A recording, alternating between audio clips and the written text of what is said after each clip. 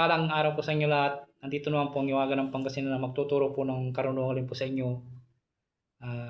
Nandito na po yung pangalawa po na anghel po na ibabagi ko po sa inyo. Sana po paki-like and share po, paki-subscribe po.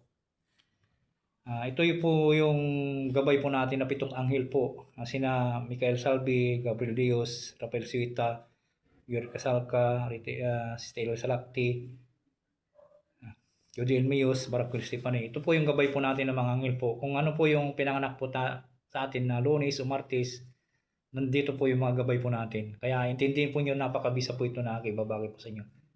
Sana maunawaan po ninyo. Maraming salamat po.